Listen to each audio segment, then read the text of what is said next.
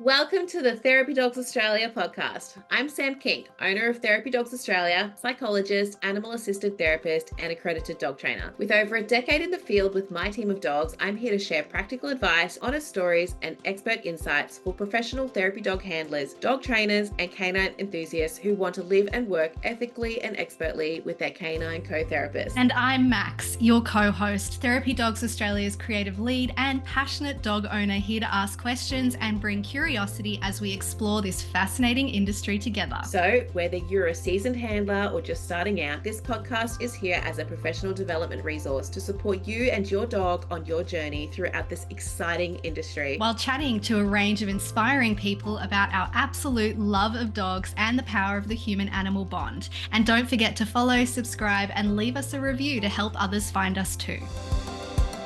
Welcome back, everybody, to, I think this is season 5 of the Therapy Dogs Australia podcast, episode 1 of 2026. We're off to a banger. We've actually bookended we finished out last season with Pat Stuart, and it was just so amazing, such a great, amazing episode that I just immediately, when we finished recording it, I was like, that's it, that's a wrap, that's done. So I'm sorry, everybody, you didn't hear from us and we didn't announce that at the end of the season last year. But that's famously how we finish our seasons. The Therapy Dogs Australia podcast is we just get to a point and we go, and in our mind, we go, that's a wrap. And everyone else just has to figure that out from us just not showing up again until now. And we're very lucky we've got Pat back again to start us off on the right foot for 2026. Welcome back, Pat. You realize I just asked you, what are we talking about? And then you said, hang on a minute. And then it said, recording in progress. So, because it's a surprise. So I'm back, but I don't know what I'm back for. I told you it's a surprise. Okay, well, thank you for having me. I'm excited about this surprise. What's happening here? I think it's fun if I just ask you questions about things that I want to know. Is this because I've taken down my private sessions? So this is how you're tricking me into having one. Have you? Okay. Did you really? Why'd you do that? I'm so this year I'm going hard at school and I'm trying to start this community thing. And so the day that I had allocated to doing in-person sessions, I'm now doing group calls in school. So SKOOL. Yeah. School. Yeah. Yeah, I may as well plug that right off the front. I've started this.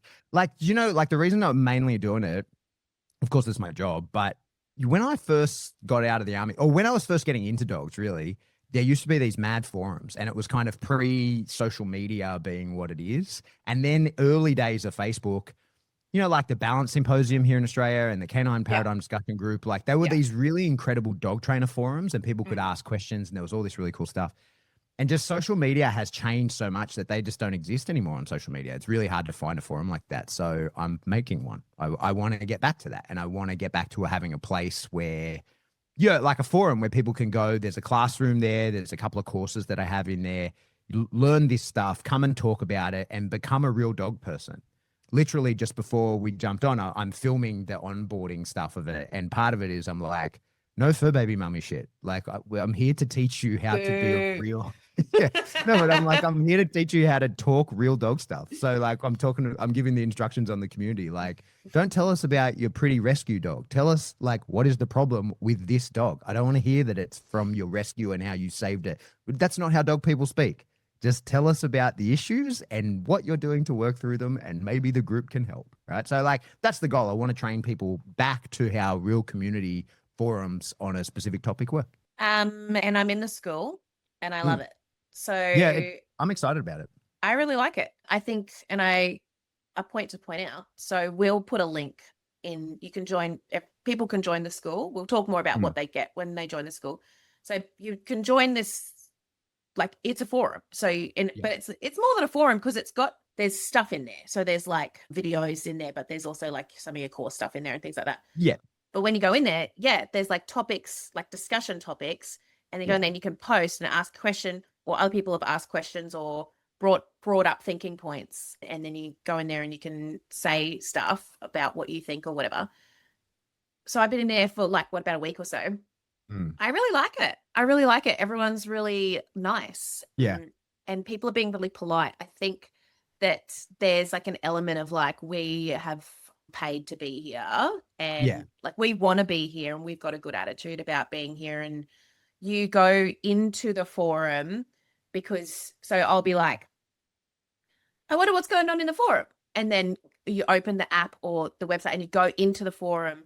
Whereas with Facebook, I feel like those things just pop up. Like you're not specifically thinking like, what, oh, I wonder what's going on with dogs.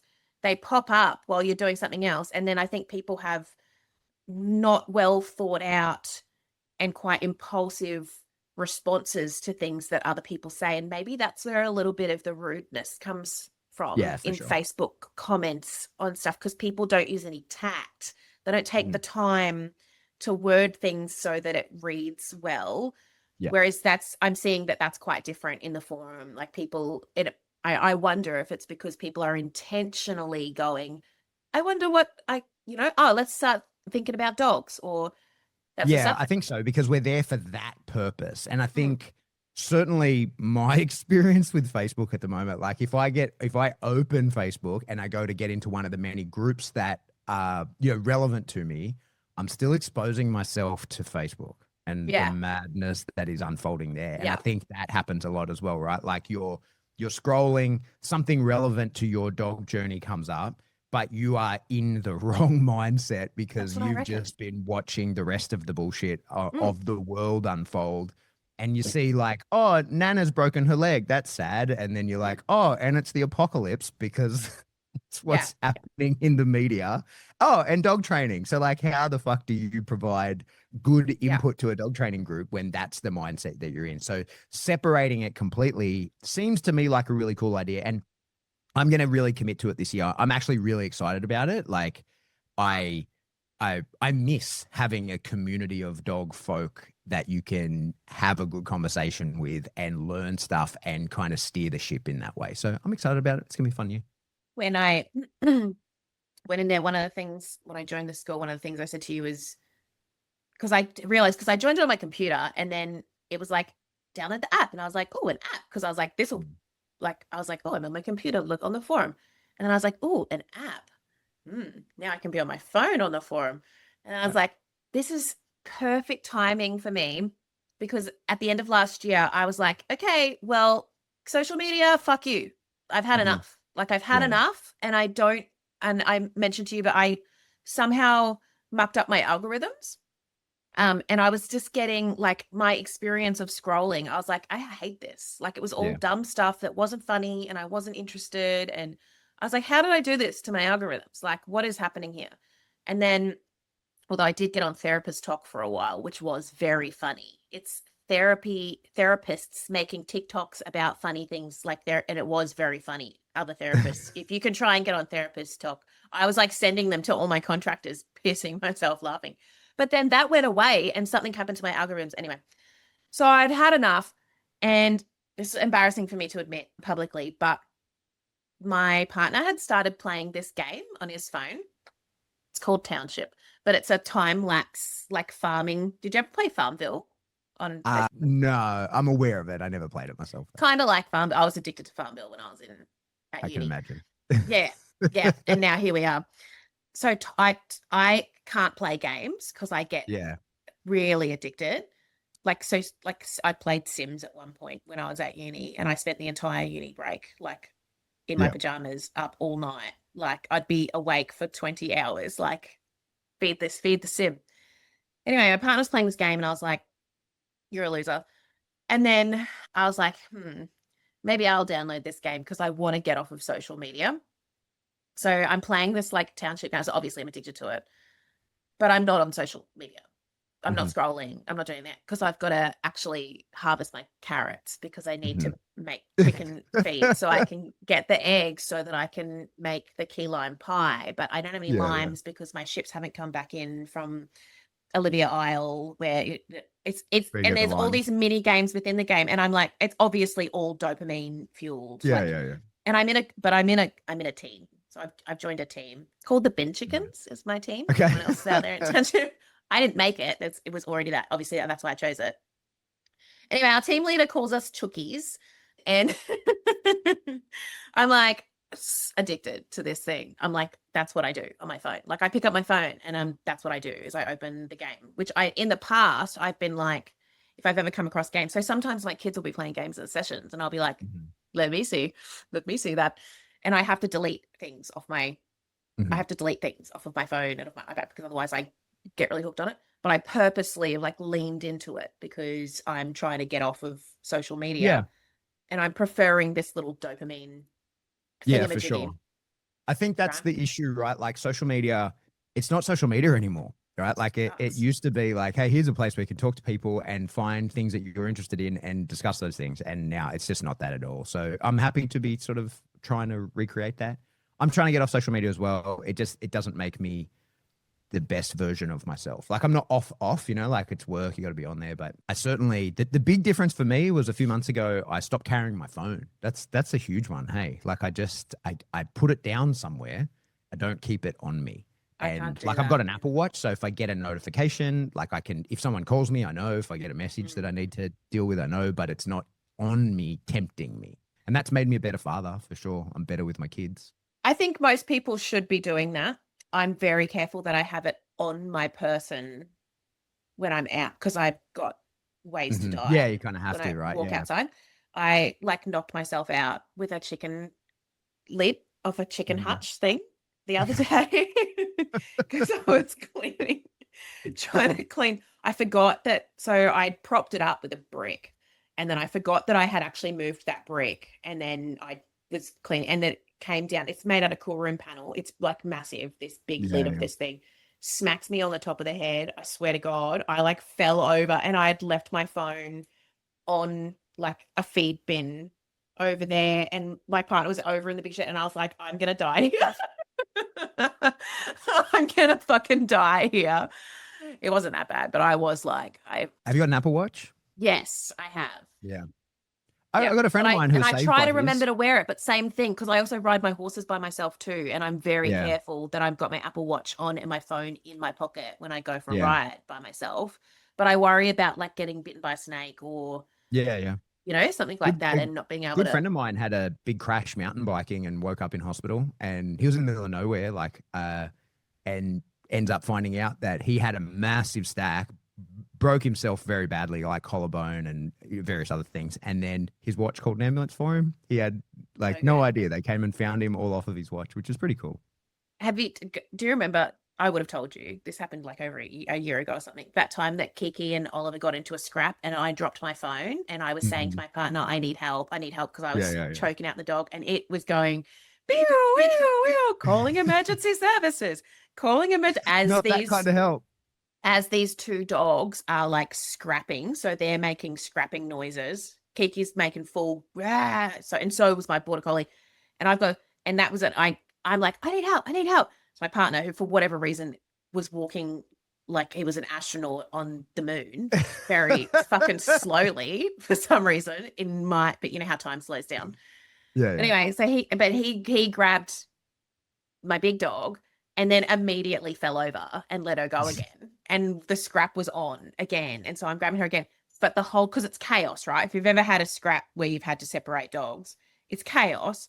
But in the midst of that, the phone is going, boo, boo, boo, calling emergency services. And I'm like, stop.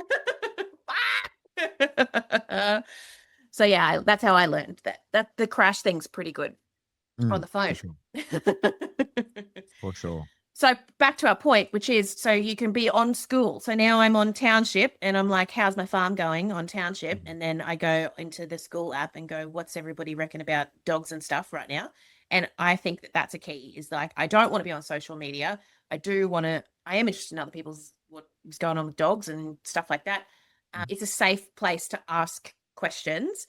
And it's a safe place to practice answering questions too. Exactly. So that can be really scary on the internet. Like I am very reluctant to put myself out there to like try and answer people's questions and things like that, because first of all, the people that you might be answering. So I'm in other groups like livestock guardian dog groups and stuff like that.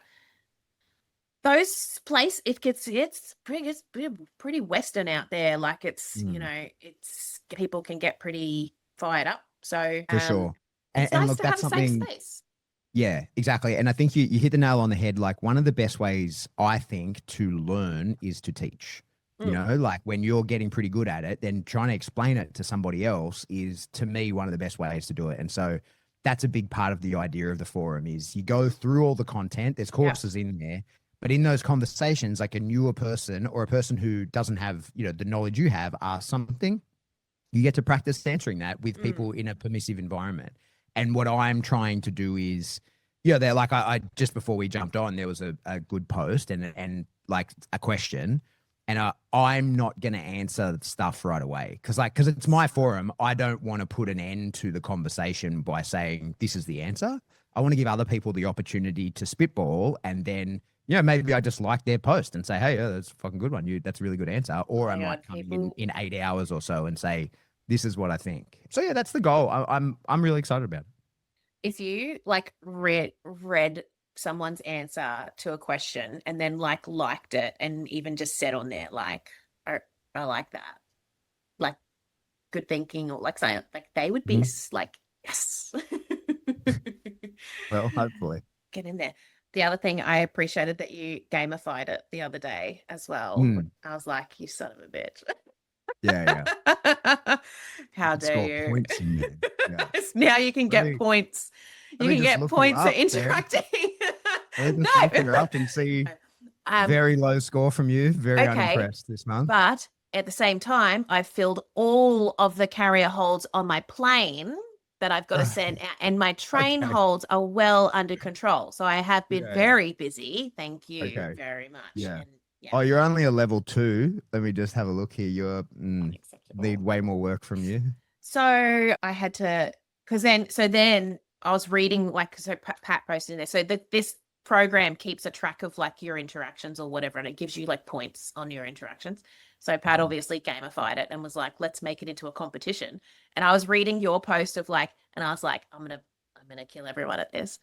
And then the last line was like, but don't just like say dumb stuff. Like it has to be meaningful content. And I was very conflicted by the time I got to the end of what you said, which is why I didn't comment on it, because I was like, that was a real roller coaster of emotions. I thought I was like, I'm going to kill everyone at this. And then the last line was like, but don't just say dumb stuff for the sake of it. Yeah, you can't just post nonsense. Yeah. And I was like, oh, well, I'm out. But I'm the best at nonsense. Hey, are we going to talk about any dog training? What are we actually doing here? What have you tricked me into being here? Well, it's important that everybody needs to know about the school.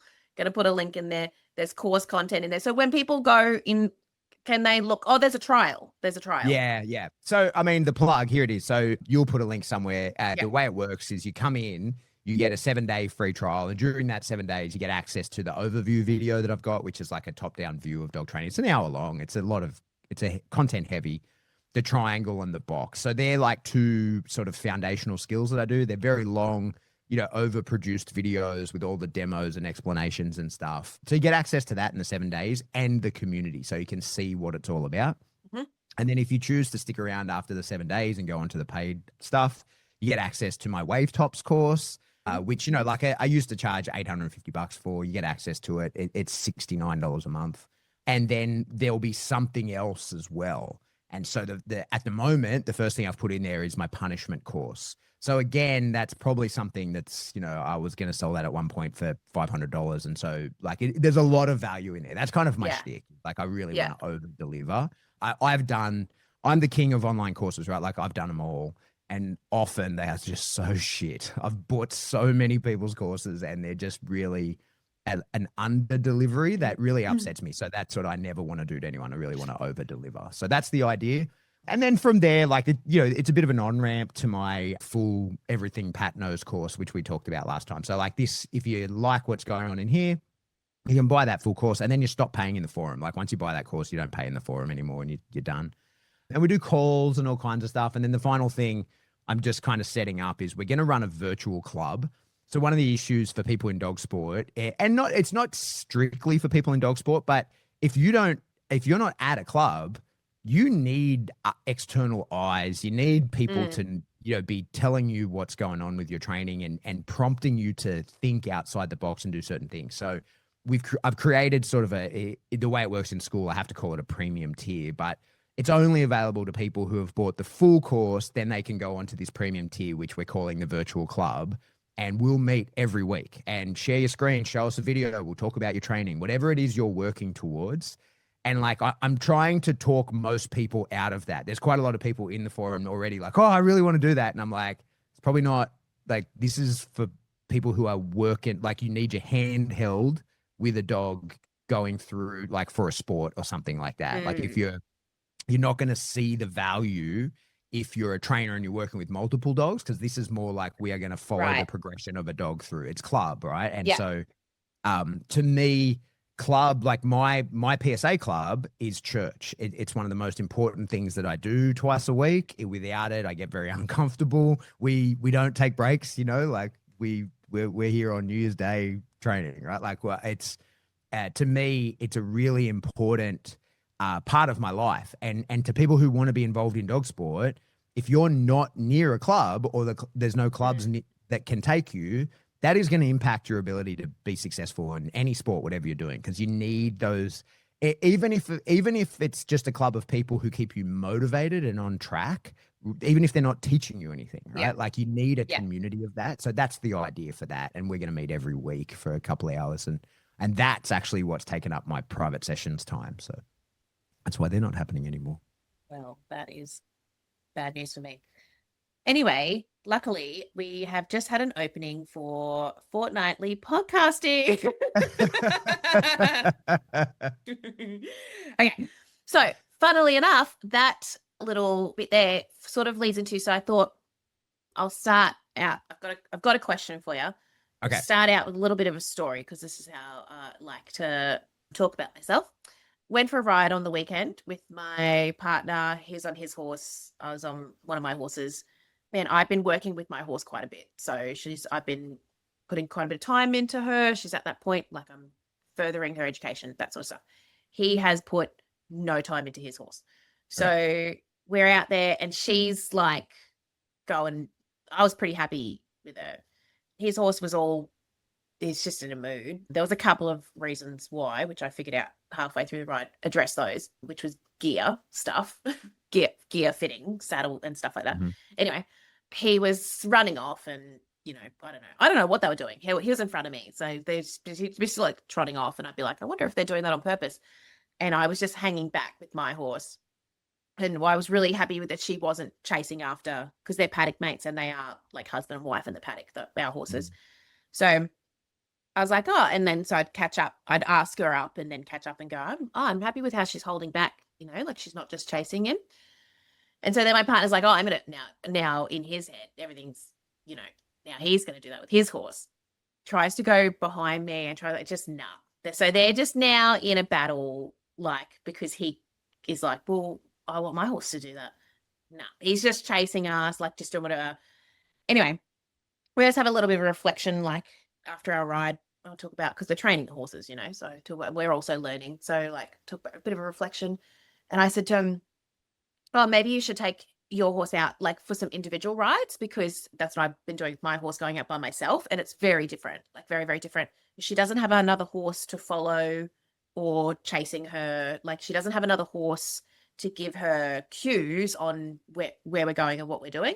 And I think for a horse that, especially Brumbies, because she's always lived in a herd, like they're very social, she's always lived in a herd. I think for her, the cue of the herd, like the signal of the herd, would be a more salient signal than the signals I'm giving her, which is like with your seat, with your voice, some with your hands. She's not wearing a bit yet, but, you know, still I've got reins. I think that would be more salient. And I think that when I take her out, just me and her, she doesn't have that other signal there. And I think that has made my signals like louder or clearer to her, because then when we went out with her horse husband, she was quite happy to listen to like, it's almost like my signals are more salient. And we were both just watching the boys, because she's a mare. We're both just watching the boys just dicking around. And we were like, that is so embarrassing. Like he fell off. Like my partner fell off. He's fine, so it's very funny. Um, Your laugh then was diabolical. It's very funny. He put his boots on. He had his the boots are on too tight. A horse is like scratch it. And I'm like, what is happening? I've loosened the boots and then he falls off. It's just the girth. He put a different girth on. The girth wasn't done up tight enough. So the saddle basically just came off. He just fell off on the ground. And then he gets back on. And then I got off and checked his girth and it was not done up. And I was like, you're gonna have to tighten your girth. Anyway, it's just silly stuff, like just silly boy stuff, Anyway, that's probably offensive, but whatever. So I suggest, well, maybe you should go on some solo rides, which like he thinks, oh, I should do that. And I want to do that, but I just won't get around. You just won't get around to it. Anyway, he's saying to me, his horse's name is Dingo. I just want Dingo to, like, when I ask him, he goes, he did have a good ride today and he was doing some like nicer trot. So we're looking at the pacing of the horse is what we're training them on and the transitioning between their paces. So walk to trot to canter trot. And then the transition from trot to canter, but also when they're in the pace. So when they're in the trot, a nice, steady, controlled pace using their bodies properly and not just galloping through the forest, which is what they have been doing and running off. And he's describing like, I just want him to like go into a canter and just hold like a, in frame, nice canter. And then when I asked him to, and because what he was trying to do is hold his horse back when he was letting me go off. And then so he could practice. I just want him to be able to hold back. And I was like, so you've just described like a $20,000 trail pleasure horse. Yeah. So we have Brumbies that we got for free and I trained them. So as like that's how I learned breaking. Like I got these Brumbies and learned to domesticate and break in horses with these horses. So they're like our first pancakes. Do you know what I mean? Like the one I'm riding now is my 5th one and she's my favorite. There's probably a reason. Do you know what I mean? Like do you know what I mean? It's a 5th one. So he was like, what do you mean 20,000? And I was like, well, you're not going to get anything like for a competition for 20. So all that long story is all to say he doesn't know what a good horse is. And I think people might because he just has that, like it's my horse, but it's his horse. You know what I mean? Sure. He's just got that horse and he just rides it. And he's in his head, he's like, I just want him to do what I want him to do. And I'm like, that is what the things that you're actually asking Dingo to do, they are hard. And also you didn't teach it to him. So I wonder, how do people understand what is a good dog? How do you know if you've got a good dog? What does that look like? Because a lot of people have got one dog, or maybe they've got 2 dogs and one dog's 12 years old and now they've got this 6-month-old puppy. How do they know? Because our clients that come through, we've either got like the type A personality and their expectations are very high. And that's what my partner's like with his horse. Like the expectation's really quite high of like, well, you should just do it. And then we probably got like, another group of people who are very blasé about whatever, like maybe not putting enough effort. And then we're kind of probably looking for that middle ground of taking it seriously on developing your dog, or like what we want from the dogs and expect from the dogs, what we're going to put into the dogs. But how can someone know if they've just got a dog, and how do they know if it's a good dog? What do you think about that? All dogs are good dogs. We're going to say that up front. But look, as you're asking that, I'm kind of reminded of this guy, Helmut Reiser. So I doubt many people listening would know who Helmut is, but Helmut is essentially the godfather of modern balanced dog training. Like he's the guy he's an old German guy, he's in his 70s. And he's the guy who, was like, hey, instead of just sort of putting a ton of pressure on this dog, why don't we put a rag on the end of a piece of string and flip it around and use prey drive, and was called a sissy at the time and was like, get out of here. And so the guy I learned from is Bart Bellin. And, Bart's incredible. And there were so many things that I attributed to Bart.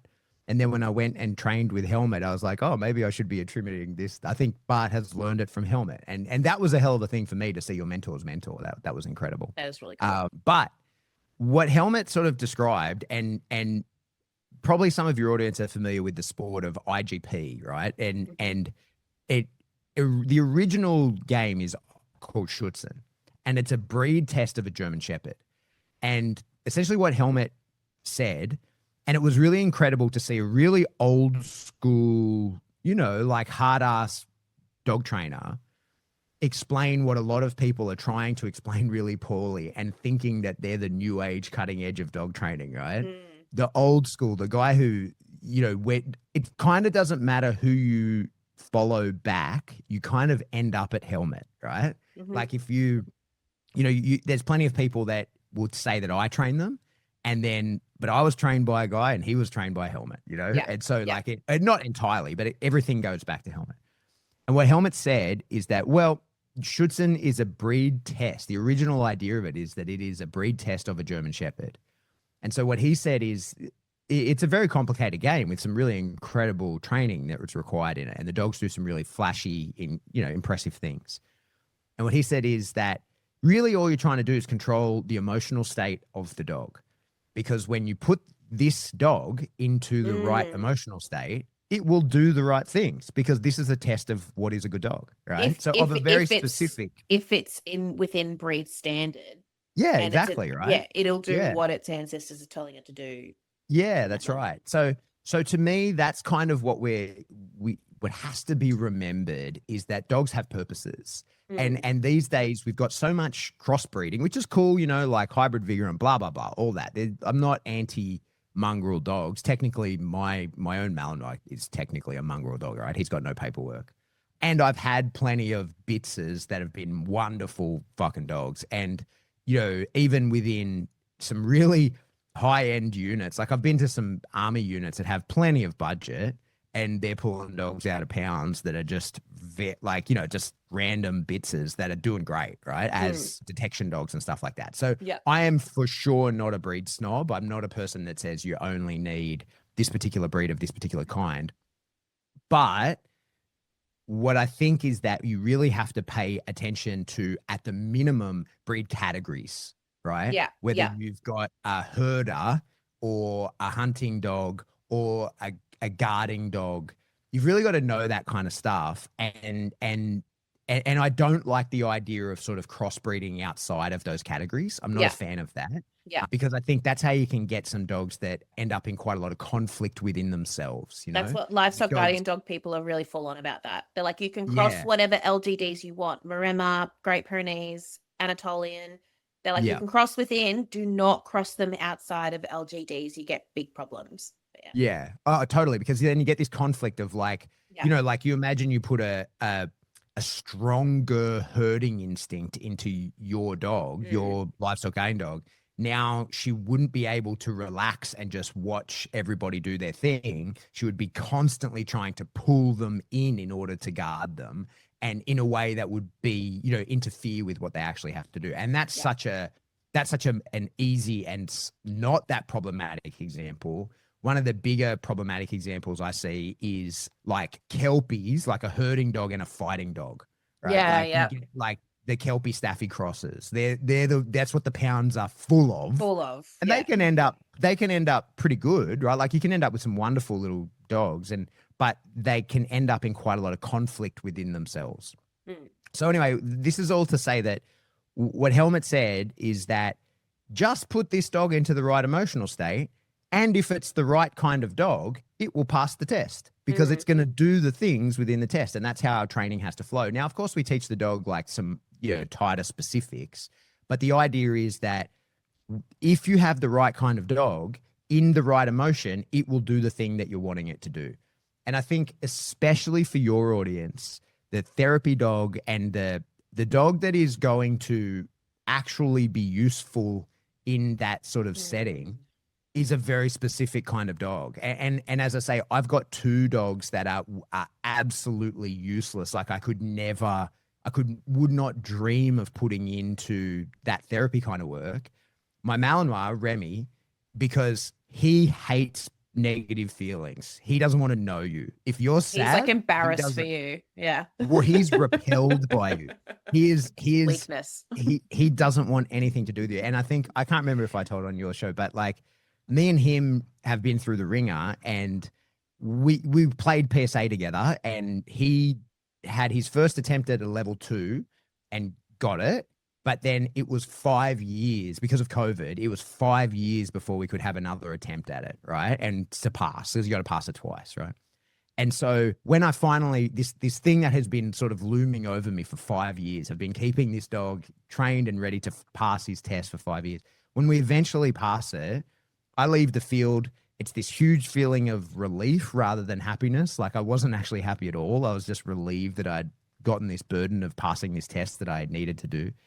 And I go back to the car with the dog, and I'm like, I want to have this moment of like, I'm not really happy. I'm sort of, I want to sit with him and be with it. And he doesn't want anything to do with me. He's disgusted by me. He's like, hey man, we were just having a mad time on that field. I was biting people left, right, and center. This is awesome. If you want to sit here and have a bit of an emotional assault, you're very welcome to do that, but I have no interest in being anywhere near you. And he was a full extent of the leash, right? Yeah. And I'm like, hey, come here. And he's like, nah, no, like flat out refusal. So I've just passed like an incredibly challenging test, and not only passed, like won the whole trial, right? And my dog now won't even come to 6 feet of the leash to me because he's disgusted by me, sort of in a sad emotional state, right? So he ain't going to be no one's therapy dog. But then similarly, my Springer Spaniel wants to eat all of your negative emotions and will take them on herself, and it would kill her. I imagine like if I actually put her in, whatever. Honestly, I reckon if I put her into that kind of work, she would do it, but it would kill her in 6 months. I think that she would take it on. So this is the point. And I say, both my dogs are good fucking dogs. My Malinois is an incredible dog that I am blessed to own. My Springer Spaniel, I look into her eyes every day and I think to myself, how on earth did I get lucky enough to have you fall into my life? But both of them could not do what you need a dog to do if their fucking lives depended on it, right? Like, and for completely different reasons. So I think when if we're going to say what is a good dog, that is specific to what is the dog going to do, right? Like what is the job of this dog? And to me, you know, I've got a friend of mine has a Cavalier King Charles that is it is the ultimate dog for what he wants, right? It is cute as shit. It runs around with his kids. One of his kids, she doesn't do it anymore because she's grown out of it. But when she was younger, she'd carry that dog around in a headlock, and the dog loved every moment of it, right? Like that dog, he has zero self-preservation. Like he wouldn't defend himself if his life, like literally, you could, if you threatened him, he just goes like, oh, well, kill me. Like, this is it. It's over, right? Yeah. I'm not, it does like he has no capacity for aggression or to fight back. So to me, I look at that dog and I can acknowledge for him, that is the dream dog. Now, I chose that dog for him, right? Like I sussed out the breeders. Like it was a whole lot because I wanted him to have the right kind of dog. And for him, that dog is incredible. It is the perfect family pet. Yeah. I look at it and I'm like, oh, Wolfie, you are such a pathetic little dog. Like, I'm like, you are so pathetic, right? But like, perfect for them. For me, I'm like, no, I can't be around a dog. I can't keep a dog in my house that isn't gonna, at the minimum, sort of burr up to somebody banging on the door, you know? Like, so what is a good dog is relevant to what is the purpose of the dog. And everybody is going to have a different answer to that. What do you want from the dog? What do you want to do with it? But I think what I was thinking about when you were talking about the horse ride you guys are on and the act of training is I think that is for sure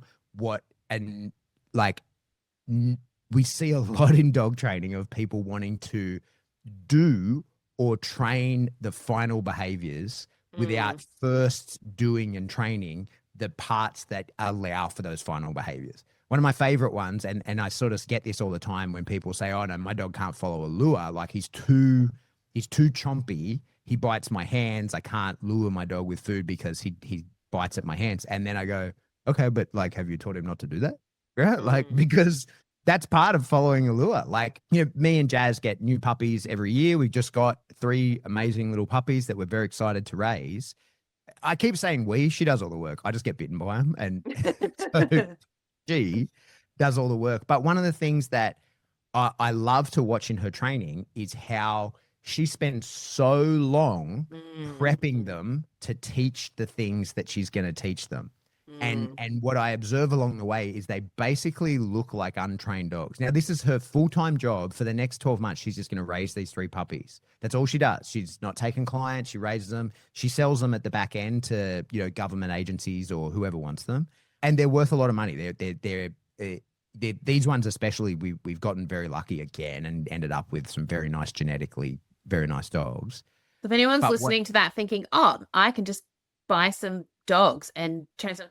No, Jaz's been doing this for a while, and I imagine for her to be doing this full time now, she must be living off of the money from the dogs that she sold.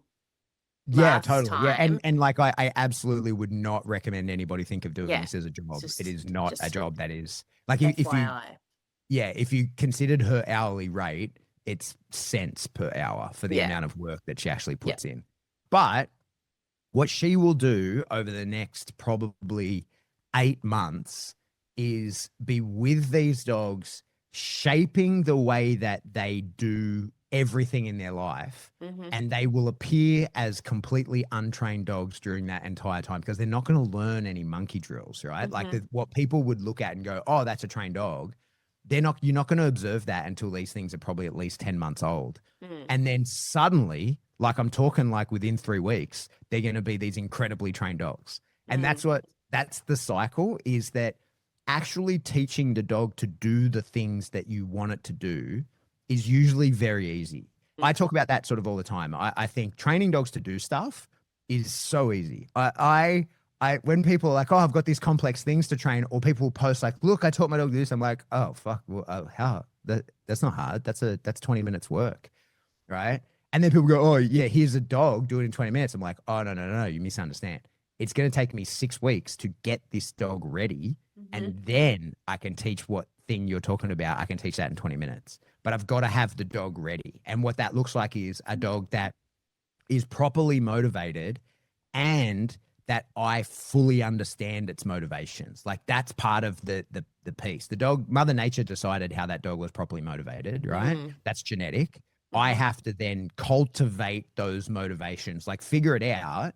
What are you into? What do you like to do? Who are you? How do you respond to appetitive things? How do you respond to aversive things? Sometimes in the kind of dogs that I like to deal with, it's probably not so common in the dogs that you're dealing with. But sometimes aversive things and appetitive things are the same thing to the kind of dogs that I like, right? They like to fight and they like to be challenged. And even though it's something that, like you might put some sort of pressure on them and they will enjoy fighting that pressure. So then you sort of stand there and scratch your head and go, oh, wait, is this aversive or yeah, like you got to kind of, oh no. So there's a long time of figuring that out. How do I reinforce you? How do I tell you, yes, I like what you're doing, keep doing it? And how do I show you how to do things? How do I tell you, hey, don't do that? How do I compel you to do stuff in a way that you actually understand it? That can take a really, really long time. Then I've got to figure out a way to talk to this dog. I've got to communicate with it. I've got to actually then be like, okay, now that I understand you, you want these things that I have, I'm going to come up with a set of conditions under which you can have them. I'm going to like develop a language with the dog. And that language is going to be a truly verbal language because I'm an animal that speaks, but you don't. So now I've got to take into account, all right, well, how else do you take information from me? It's going to be the leash. It's going to be my posture. It's going to be the environment, all these kinds of things. Then when I've put all that together, and as I say, if you give me an adult dog, maybe that takes me 3 weeks. Maybe that takes me 6 weeks. You give me a puppy, maybe that takes me 10 months, right? Yeah. Like who knows, right? We figure all that out. And then when it's time to teach the dog stuff, bam, bam, bam, we've taught it, easy, away you go, right? So I think that's when we're talking about what is a good dog. It's like, okay, who did Mother Nature create, right? What did Mother Nature have in mind for this dog when it was being formed? How can I understand that from this dog and then make the determination of like, oh yeah, you are what I want you to be, right? You're going to be fit for purpose for me and the job that I have for you. And what I don't want people to think of is like, probably you have people listening who are, just pet dog owners and dog training enthusiasts. That's a gate, right? Like that is one of the things you think about. Like for me that trains a sport dog, like my next dog that will be my own dog, I'm after something very special because I want to compete at a world level. Mm-hmm. And no matter how good a trainer you are, if you don't have a dog that is capable of competing at a world level, you will not, right? Like it's a team. Yeah. One who's capable of it without the other will not be successful. Even if it's the dog that's capable, not the person. So, but being somebody's pet and living the way that you want them to live is a set of conditions that the dog has to be created for as well. And like that was one of the things when I was doing when I first started doing, quite a lot of in-home behavior mod pet stuff, I would always put that on the table for people of like, hey, and if this dog in particular, and I can remember that there's one that always springs to mind was this beautiful little Springer Spaniel, and he was off tap. He was just an incredible dog, and he was driving these people insane, right? Mm-hmm. Like he was driving them insane. And I said to them, I am for sure, I'm your guy. I'm your dog person. You're paying me an hourly rate. I'll work the hours. I'll get you whatever you want. But you should know an option is I leave here with this dog and I sell it as a detection dog because that's actually what it wants to do, right? Yeah. Like if you really want to keep this dog as a pet and basically force it into living the pet life, we can do that, but that is actually not in the best interest of the dog. In the best interest of the dog is you let me leave here with it. I sell it. I'll go your halves in the money, or it wasn't even halves. I was like, I will take a percentage. It's your dog. You'll get the money. I took a decent cut, and this dog's going to go work in the prisons, and this dog's going to he's going to have the best life. His life is going to be a million times better than the life you could possibly provide him. Yeah. Unless you become an obsessive dog person.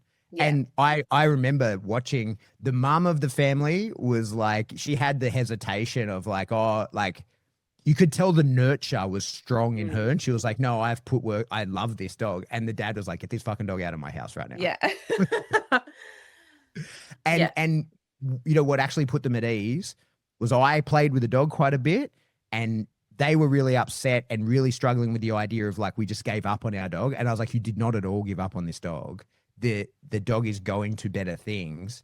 And what put them at ease was I said to them, he's not even going to look back as I walk him out to the car. Yeah, and he didn't, right? Because he I spun the dials for that dog in a way that they had never spun. And the dog just went, oh, fuck these people, mate. I'm your dog. And it's like, you ain't mine. You're going to be someone like me, but not me. And walked him out to the car, and he was like, did not even look back. Didn't even look back and be like, see you guys never. He was just like, I don't care. And so I think that's part of it as well, is like being able to admit this dog isn't going to be suitable for what I got it for. And then having the fortitude within yourself to then be like, okay, well, can I do the thing that will make this dog a good dog? Because that's what a very long way of getting around to is that what's a good dog to you is a dud to someone else, and vice versa. Yeah. And so that's one of the things I constantly like. You've probably heard me say it a million times. I would love to get a job as the dog allocator. I would love to just be able to take dogs off people and be like, no, that dog's not for you. Swap them over. Oh my God, that would be the best. Yeah. Because we get that, like we had a guy come to my club. He ended up with a good dog in the end, but he bought this Dutch Shepherd, and it was beautiful. It was such a good looking dog. And as he grew up, he turned into this big, powerful looking Dutch Shepherd that was a couch potato who only wanted to walk at slow paces and cuddle people. That was it. And, the guy wanted this, sport dog. He wanted to do all these things. And I said to him, mate, this is never going to work out. Like this dog's never going to get it. And he was happy he rehomed the dog, and it all went really well. But there were so many people that I wanted to take that dog, and that I'd say to them like, oh, like my own sister was looking for a dog at the time. And I was like, oh, you got to take this dog. She goes, I don't want a crazy dog like you. I'm like, I know he looks like that. Like he's got the look of a crazy dog. Yeah. But he's a potato. He is the dream of what you want. He's going to live in your house, on your couch, He's going to cuddle you all day. He's going to stare lovingly into your eyes, and he's never going to bark at anything. Because I've been trying to get him to bark for the last 10 months, and I can't get it to happen. Bark. This is the dream dog. And so what was a dud for us turned out to be and he still lives with somebody else and is the best dog they could imagine. So I think that's really important to understand, is that, you know, one man's trash is another man's treasure, and that cycle will happen forever. So I think that's how, because I was thinking about this the other day, I think that's how we ended up with working dogs as pets, is because when you deal, like, so even the Schutzhund test, but even like farmers and stuff, like they breed their own dogs, and then they test their own dogs in the environment that they want them to work in, and they get very good at knowing very quickly which dogs they're going to keep. Mm-hmm. So I know people that do it. So they like, and they'll breed 3 litters and keep 15 dogs, you know, like they do that. And then the ones that they don't want is because they're the ones that they've seen, like they don't pass the breed test. Like they're not going to do the work in the way they're not going to do it. This isn't a good border collie. This one's not up to standard. And they would have just drowned them back in the day. Yeah, in the past, sure. They would have just drowned them. But then probably someone came along and was like, oh, Mom, don't drown the puppy. Like, I'll look after it. And then we got into this sort of habit of, like, you know, granddad on the farm, instead of drowning a bag of puppies, would just go, do you want these dogs? And I guess that's how we probably ended up with pet, because all our dogs are all working dog breeds, but then they end up as pets. But it probably was from the proper people doing the work with the dogs, breeding the dogs and going, this one's not a working one. This one's a pet one. Like this one's got no drive. This one's got like that. Yeah. But then I think we've then gone border collies and like started breeding them and having them. And then out of a litter of border collies, you got 8. Well, probably 3 of them belong, 4 of them, 5, however many, belong on a farm or doing like those agility home, or, you know, like those kinds of homes where they're a working dog. And then you've got the other 3 potatoes that are the ones that like, I've got a potato one, and then people meet him and go, oh, like they would think I'll get a border collie. And I'm like, don't, that's not, unless you've got a breeder that specifically is like, yep, and these ones. And I know breeders try to do that. So breeders listening, I know you do try and do that sort of stuff, but it's kind of similar to like that breed test. Yeah. Look, and I think about. This actually relates to, like, there's a post in the forum right now in school that I'm going to answer this question on your show, and I'm just going to post this video. Oh my goodness. But like, it's the difference between. Hi everyone. It's been nice to meet you in the school. No, it's just going to be it's just me. Pat. But like, what's the difference between high energy and high drive, right? So one of the things is. Wait a second. Because the other question I have got written down is, what's the difference between leaking and just whining or whinging? So see if that fits in this. See if that fits in this answer. Similar. Okay. Yeah. So like a high energy dog and a high drive dog, they can absolutely be the same thing. Like, how do we define the differences? Mm-hmm. But where I see a lot of, like, you know, I've always got a million projects in the air, and me and my wife have this project, and it's absolutely her project. The book is written, the illustrations she's doing. We're doing like a kid's book on breed selection. So like, I believe in early indoctrination, right? Like, I train puppies, and I'm very aware that if you can get something into a puppy's mind early, it stays there forever. Mm-hmm. And I think people are exactly the same. Mm-hmm. So I've got this intent that I want to try and, well, we've written them. We've got a couple of these like kids books will trick people into knowing stuff about dogs, right? Because the parents are going to read it to the kids as well. So. Exactly. Yeah. So we got 2. There's one on like it's a family. They've chosen that they want to get a dog, and they go to the park and they experience a bunch of different breeds. And the point of the book is that I want people to remember breeds have a fucking purpose. Right. I love this. So the difference when we're talking about like high drive and high energy, if you were to look at my Malinois, for example, right? So for people who don't know what a Malinois is, it's the police and military dog that you see everywhere. You think it's a German Shepherd. It's like a short-haired German Shepherd with a turbo attached. That's basically what a Malinois is, right? It's not a German Shepherd. It's a Belgian Shepherd. It's a different breed, but for most people, you could think the same thing. Mm-hmm. His high energy, yes, right? Mm-hmm. He loves to do shit. He moves around all the time. And his high drive, but drives are a specific thing. Like a drive, when we're talking about in terms of dog training, is the internal desires of the dog, and they are, instilled by Mother Nature for specific outcomes. And the drives that are worth really understanding for us as trainers is mm-hmm. like food drive, social drive. So like dogs get hungry, right? Yeah. But you can train with the food drive. There's a social drive. Dogs are pack animals. They want to live with people usually. At the minimum, even the meanest, angriest old dog wants a friend of some kind, right? Yeah. Then you have like a defense drive is mm-hmm. the willingness to defend yourself, right? Like, or it's a response to a threat is really what a defense drive is. You have then, my mind's gone blank. What did I say? I've got food. Prey. Yeah. So I've got my social, my defense, and then prey, which is they like to chase something. Mm-hmm. And prey then can turn into lots of different subsets of that, because then we've got like herding dogs that it is prey that we're tapping into, but in a different kind of way. They don't see it as prey as like, I've got to go and kill and eat it, right? It's that I've got to manipulate it. They're not going to go the whole way through the sequence. Yeah, they're going to stalk and chase and all that. But herding then could be another category.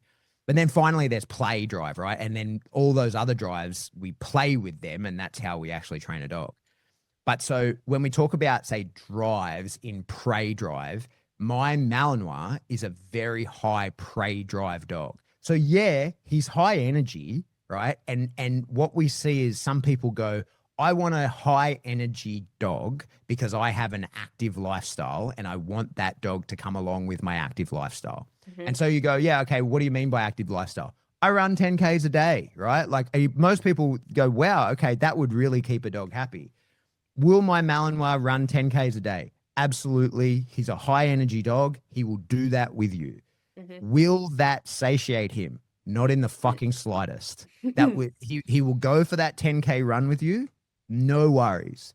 He'll hit the deck afterwards. His tongue will hang out of his mouth. And 5 minutes later, it will be like that never happened. Yeah. Because it doesn't satiate any of his drives. Okay, that is not what he wants to do. Yep. He likes to run. He likes to move his body. He likes to do stuff. But what he actually wants to do is chase something. He wants to strike it. He wants to fight it, right? And so he has a very high degree of wanting to do that. That's his high driveness and his high energy just in general, because he likes to move around. He likes to do stuff. And by satiating that high energy, you'll never really do that in a way that fulfills the dog. The moment he recovers physically, which won't take him long, he recovers from that run, he immediately goes, something's missing from my life. And most people then go, oh my God, he goes on another run. And then they buy a treadmill or whatever because the dog's fitter than you and just keeps outperforming you. And as a in-home behavior mod person, when I was doing lots of that, I would encounter these people so often where they'd be like, oh, it's usually a Kelpie that they got, exactly the circumstances you're talking about. It's from the farm. It's from where they grew up or whatever. They've got that Kelpie. They've brought it home. It's a high energy dog. Oh, yep. So we're going to do high energy things for him. We're going to go for that run, or we're going to throw the ball with the chuck it. And so the Kelpie's going to sprint out, sprint back, sprint out, sprint back. And then they go to the dog park, and he is the asshole that rounds up every dog. He is keeping every dog pinned in the corner of the dog park, and he's not letting anybody come out. And he's very willing to fight with any of those dogs that go, hey, I'm not a sheep. Stop treating me that way. He's like, you're a sheep, and I told you you're a sheep. Get back into there. Right? And they're all oodles that look like sheep. Exactly. So the difference is his high energiness was not being fulfilled via his drive expression. And so that's one of the things that I think that we see quite a bit is that we're yes, high energy and high drive are basically the same thing, but if the drive that is creating the energy is not satisfied, then the energy will not be expended, right? Like it will still need to be expressed. It will still need to be expressed. And then depending on the dog and the type of dog and the drive itself, that can become really problematic, right? So you might end up with some dogs that have a really high play drive or a really high social drive. And they're the dogs that, you know, want to sit in your lap nonstop or want to, you know, play with you all the time. And you can fulfill that. But the average person cannot fulfill my Malinois the way he needs to be fulfilled, right? Like they just cannot do it. There is no amount of exercise. There is no amount of running him that will make him happy. My dog in particular, he likes to fight. He enjoys conflict. And that dog in particular, he likes to learn, right? Like he is very much a dog that needs to be challenged mentally regularly, which is why he does so many, like he has so many behaviors. There's so many things I can tell that dog to do. Not because like I obsessively teach him, but because often, well, the main reason why he has so many behaviors is because when he's injured, that is how I can fulfill him, because he can't fight. He can't run and bite and do all those things when he's injured, which he regularly is because he's lunatic. But by teaching him something and challenging him, I can scratch that itch a decent amount for him while he's injured and keep him fulfilled. And so does the energy get used? Yeah, not by running around, but by forcing him to think real hard and solve problems. And so when we're talking about that difference, what is high drive and high energy? A high drive dog is going to be high energy. They're the same thing, but the drive expression has to be fulfilled for the dog to think, okay, I've got what I came here for.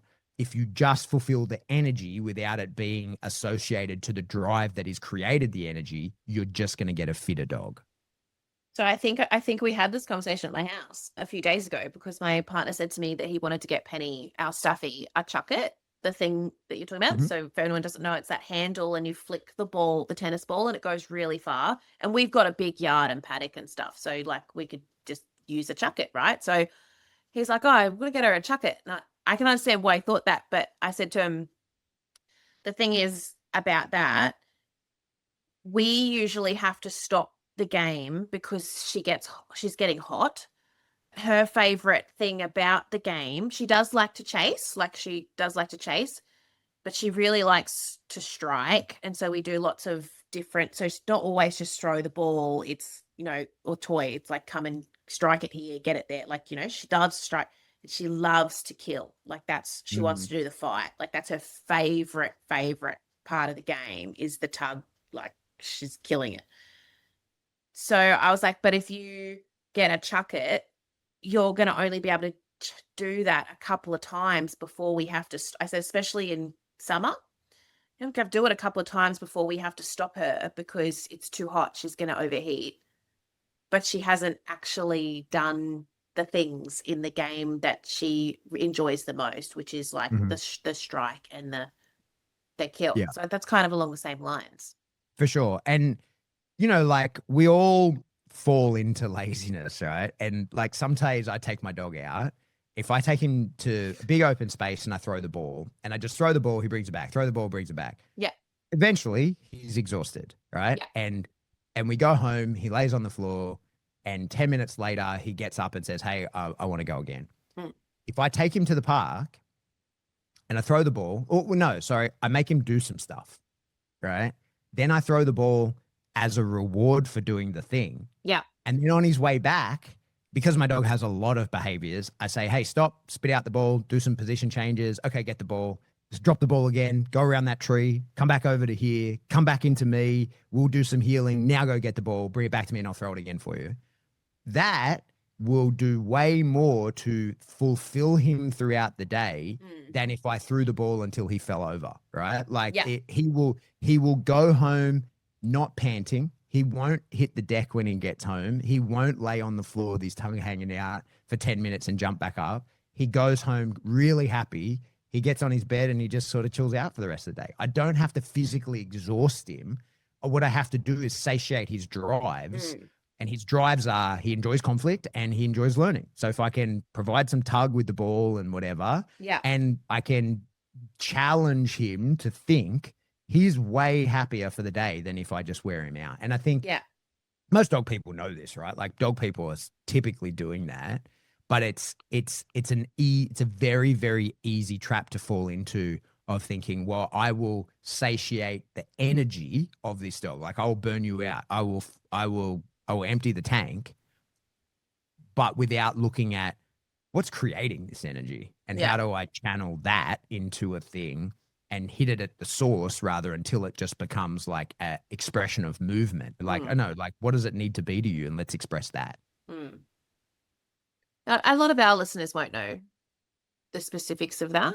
They won't like if they've been listening to the podcast, they'll have more of an idea. But no, a lot of our listeners are like learning this stuff now, you know, along the way.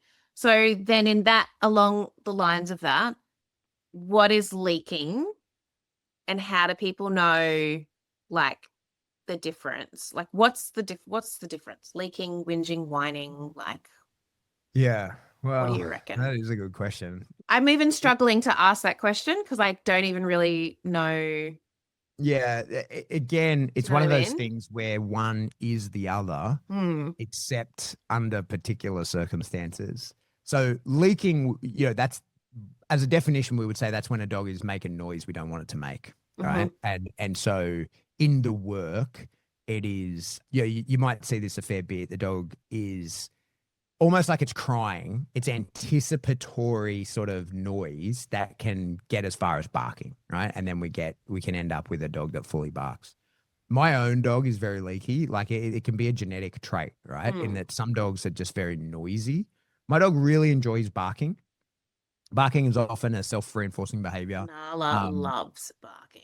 Yeah. My dog loves it. Yeah. And when he was really young, I think he was like 12 weeks old, I had him on a back tie and I was doing some sort of rag work with him and I was teaching, I had him barking and my mentor Bart was with me and he said he knew that I wanted a silent guard. So in my game, we have to send the dog to guard someone and like, so it's like run up to them and press against them, but not bite them. Don't bite them. Yeah. And any barking or no? Well, barking. This is the thing. So in the game I play, it's up to you whether you want a silent guard or a barking guard. And I wanted a silent guard. I don't want the dog barking because all the carnage on the field in the higher levels, a dog barking is just more bullshit to deal with, right? So I didn't want my dog to bark in the guard. And I was doing some rag work stuff with my dog and Bart said to me, he goes, oh, you don't want a barking guard, do you? And I was like, no. And he goes, I would be very careful ever encouraging this dog to bark.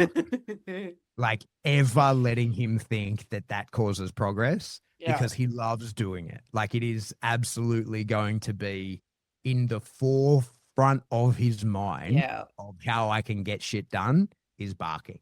And so even though that was pointed out to me by arguably the best dog trainer on the planet, I still have struggled with that his whole life, right? Yeah. Like I still have had a hard time because he loves it. He's not a kind of dog that like barks at nothing. But when there's something to bark at, he loves lighting that up, right? And just going ballistic. And you can see he enjoys it. Like it's just something that he enjoys. Yeah. No. So he's a leaky dog. He's a leaky dog in that regard, in that he enjoys it. And he's very high drive. And, what we're looking to do in some of the precision behaviors is really cap a lot of that energy. So we're looking to bring a dog to the maximum power and then tell it to sit, that right? You can so like control, it's absolutely like, show me your highest drive expression, show me how much you want to do something, and now don't do it, right? In the presence of the thing that enables it, right? So like in my game, it's the decoy, the guy that gets bitten. I spend like the dog's whole first chunk of its life making it obsessed with biting people. And then I go, oh no, don't do that right now, right? I need you to sit. And that ends up in a dog that sits with like a power, right? Yeah. Like he's really actively sitting. He sits there with tension in his body. He's flexed all over because he's anticipatorily bouncing out of it.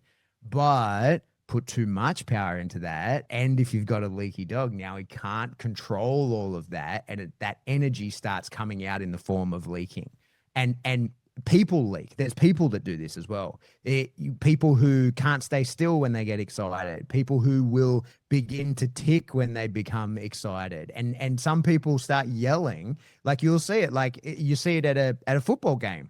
There's people in the crowd cheering because they're watching the thing that they want to be a part of, but are not, right? So that expression of energy has to come out in one way or another, and they start screaming at the players on the field. That's what your dog's doing when he's leaking in the down. He's like, I want to be a part of it. I want to be doing it, right? Screaming at the ref. Yeah. But that's leaking and that's whining, because leaking is a dog whining in the behavior.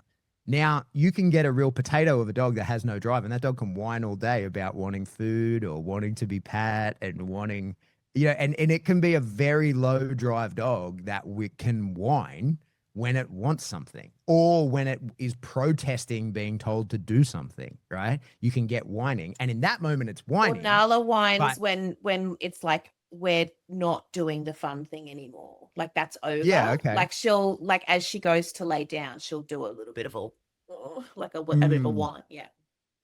Yeah. So yeah, I'd probably still call that whining. But Yeah. I mean, this is the thing, right? Like whining and leaking, how you separate them is that I think, and you put me on the spot with that, I haven't ever thought about this except for now, but I think that leaking is whining during the work, and whining is just making noise out your face at various times when you want something. So leaking is related to drive and whining is related to demand. Yeah. So normally when in order for me to call a dog leaky, it needs to be making, barking or whining whilst it should be doing something else. But then what would cause me to use the word whining would be if the dog is not presently told to do something. It's free and it's complaining about. Yeah, whatever, it's like whining at you to try and make you do something for it, or like change its situation or something like that. Like But if I've got a dog in a sit and it is so aroused by the situation that it begins to bark, then I would call that leaking. Or, not even necessarily barking, but like making noise, whining, then it would constitute that is now leaking because it's in the context of doing work. And that's like, as I say, like I'm not too attached to those definitions. I think if somebody had a better, I'd change my mind pretty quickly, but off the top of my head, that's how I would separate the two. But so as a result, you can get some very low drive dogs that will whine. And similarly, you get some extremely high drive dogs that don't leak just because Mother Nature doesn't tell them to. They internalize everything rather than express it outwardly. Yeah. And this is one of the annoying things. I'm quite drawn to expressive dogs. Jazz, who I work with, she likes the opposite. She's like much more internal dog. The last two that she raised, Peter and Parker, we both had a real affinity to one of the dogs. Like Peter's much more internal, doesn't make a lot of noise, is very stoic looking, doesn't give much away. Parker is constantly moving. He tells you exactly. He wears his heart on his sleeve. You know exactly how he's feeling by the first glance at him. Peter's more sensory safe.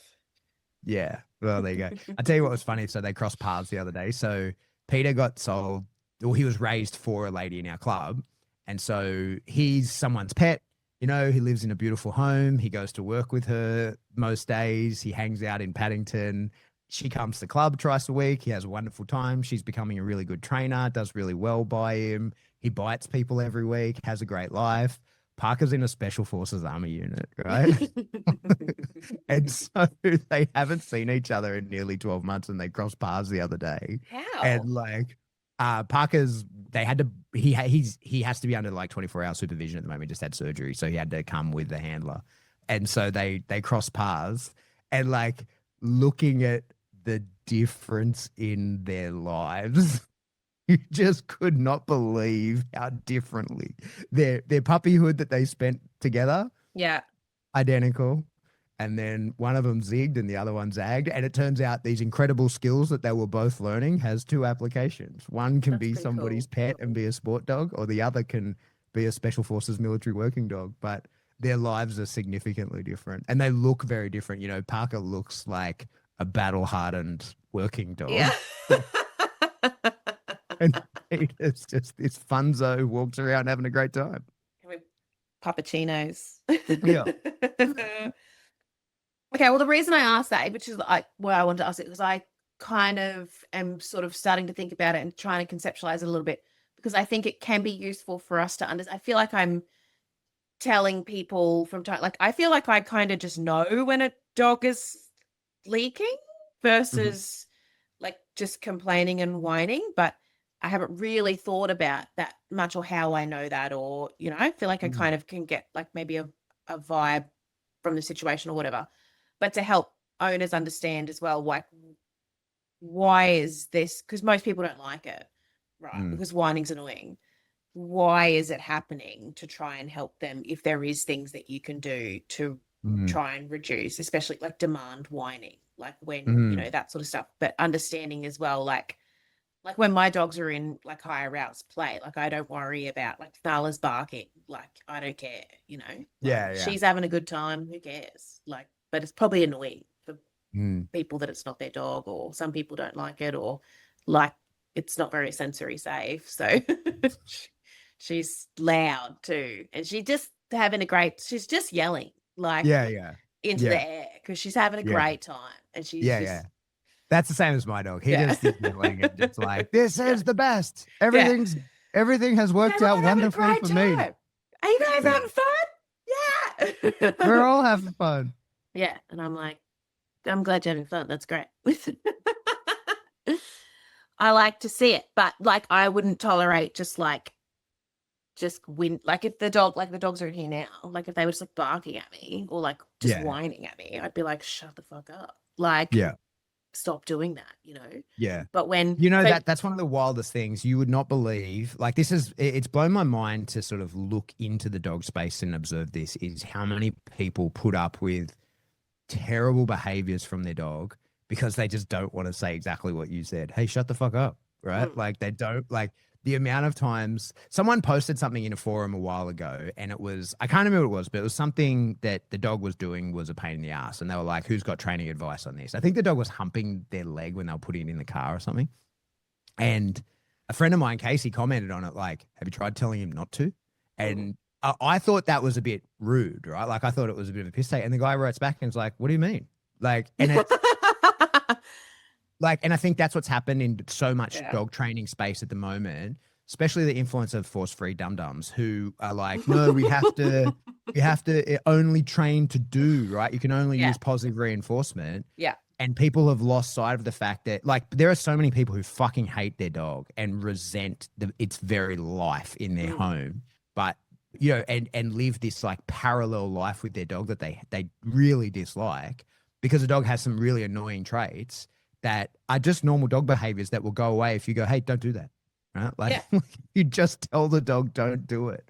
The amount of people who are torturing themselves and their dogs and living a shitty existence because they've been told it's not okay to go, hey, shut up. Yeah. Yeah. Which is the same for human beings as well. Like, that we're living in the same warped reality as human beings, where you can't just say to somebody, no, you can't have that, you can't do that, whatever. It's exactly, and it's causing the same problems where like, why should I, like, I don't go over to my dog and start while they're resting and sleeping and start poking them and pulling their tail and annoying them. So fuck off, like, stop annoying me. You know, I just don't understand how that is so difficult for people to wrap their heads around, for me to go like, don't, stop it. Like, I don't like it. Like, stop fucking doing that to me. I don't like it. I don't do that to you. Like, you know. Exactly. And then, like, I talk a lot about management because I think people can get themselves into situations that it's too hard for the dog to stop that in this environment and situation and scenario. So let's change the environment situation. So that's what I mean by management. Like, let's change that a bit. And then it's easier for the dog when you go knock it off. It's easier for them to learn that in this environment. And then we can go back to, because people want to have a lot of freedoms with their dogs. They want to have, probably like my partner with his horse, they want to have the dog from 8 weeks old off lead in their house, unrestrained, not destroying anything, not peeing on anything, not biting anyone, not barking at shit, you know, they want to have the dog having that freedom. Yeah. And so when I say things like, so put that dog in a pen or put that dog on a lead or, you know, things like that, there's for some people, that doesn't align with their value system. And so that's a bit tricky to go, why would I put the puppy in a cage? He's happy sleeping there. But because when he wakes up, he's going to pee on the floor and then, you know, well, that's my fault. I'll clean it up. Very good. Yes. Correct answer. For the next 15 years. For the next 15 years of doing that. And then this is a direct, especially in our context, that would be if your dog doesn't get house trained, which surely most dogs eventually get house trained, but I don't know. I don't know. But you wouldn't believe how many are not. You wouldn't believe how many are not. That's a dog that can't go into a workplace. That can't be a therapy dog. You wouldn't believe how many dogs I encountered when I was doing in-home behavior mode. The amount of people that, you know, they'd have a real problem with a dog. And then when you go into their house, you also find out the dog's not house trained. That's crazy to me. Yeah. Yeah. I was mortified to find out how many people, and to a lot of people, just tolerate it. They just just clean it up. It's not. Yeah. And you know how it is, like, especially with an adult dog, if you're not prepared to crate the dog, you will never house train it. Right. Like if you've got a dog that you want to live in the house and it's an adult, it's lived in your house and you were too loose as a puppy and it just pisses and shits wherever it wants in the house, you are never going to house train that dog unless you crate train it. Yeah. Like it is not going to happen. Or tether, you know, like there has to be a radical change. Yeah, exactly. And when you say to people like, well, they're like, yeah, there's so many people like, and they're all flashing through my mind where I'm like, hey, do you want to fix that? And they're like, oh, is that possible to fix? Is that possible to fix? They're like, yeah, it is. And you're like, but you got to do this. And they're like, oh, no, I don't. Like, I'd rather just, rather than confine my dog for a few hours a day, because like it's all you need to do is like in the predictive period to when you think it maybe will need to pee, create it prior so that you can get it out when you can count on it needing to pee and take it to the place and create a habit. They just won't do it. And they would rather live in the dog's piss and shit. And I could not believe how many people I encountered that was the case. The other thing that people are worried about, I find as well, is removing their dog's privileges throughout their adolescent period, where we've just had 2 adolescent dogs here, which wasn't planned. So we have 2 dogs who are just finishing adolescence, sort of towards the end of their adolescent periods. And we did not intend to have 2 at the same time. And the removal of privileges is something that, as I have a young dog, they don't have privileges. Like I'm gradually giving, like a child, like you're gradually giving them privileges. Like now you don't have to be tied up here this whole time, or now you don't have to be in, like, so more time out of their crates or pens, less time on lead, more freedoms, more privileges. And then when they start to behave in ways that I don't approve of, when they've been given the freedoms, I just remove them again. So I just will scale it back down and go, well, what I feel that means is that you would like to spend the next 2 weeks back on your lead whilst I support you through this time where your decision making and impulse control has been impacted potentially by your hormones or your brain development or whatever it might be. At this point in time, I think we need to show you again what would be appropriate in this setting. Yeah. And I think people worry that means that their training isn't working. Like that's what training is. And I think as you're saying that, I'm so reminded of, it's such a cliche, but it's so true, is that discipline is freedom. Like that's, and so like, I know saying that rubs so many people the wrong way. They don't want to hear that, but that's just the truth, right? Discipline is freedom. By living that such disciplined life for a while means that then you don't need to worry about all those things and you can have so much more freedom. And, like my dogs are both crate trained. That like my 2 personal dogs both live their early life in a box. They came out to be fully supervised, and you end up with the progressions where, now and for the last long time, my dogs are total freedom. They're they come and go from my house as they please. They wherever they want in the house. If you were to be in my house, you would think that my dogs have like a place train thing. They don't. They're allowed to be wherever they want. They just have chosen the places they want to be, and they hang out in those spots. They can get off and do whatever they want, whenever they want. They walk around with me on just like slip leashes that I hold with my finger and drink coffee while I'm walking around because I have put in the work. I've taught them to walk properly. So that we have these incredible lives for 14 years because for 1 year we were very strict. And I think that, you know, like the more we can remind people of that reality, the better their lives and the lives of their dogs get.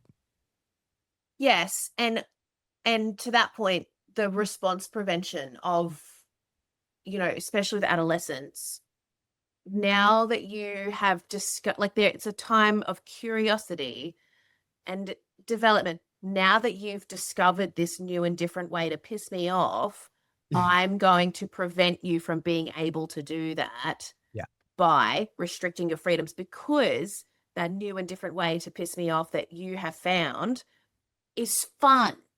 It's self-reinforcing. So the dog's like, this is awesome. So you can think of anything like this idiot that just walked in here, dug a hole in the couch in there, like in the seat of the couch. And I just cover it with a big cushion and pretend it didn't happen. Because she digs when, you know how they dig when they're going to sleep? Yeah. You know how dogs like dig? Yeah. I think that's how it started, is that we were just nesting, and then it gave. It's pretty old, but it's given a bit, and she's gone. I know it was her. She's gone, heard, and gone. I feel something. I feel things. I feel things inside, and then has gone, and then I understand that her argument would be Nala probably got herself involved once it started, and I believe that because Nala would have been like. Someone's having fun up there.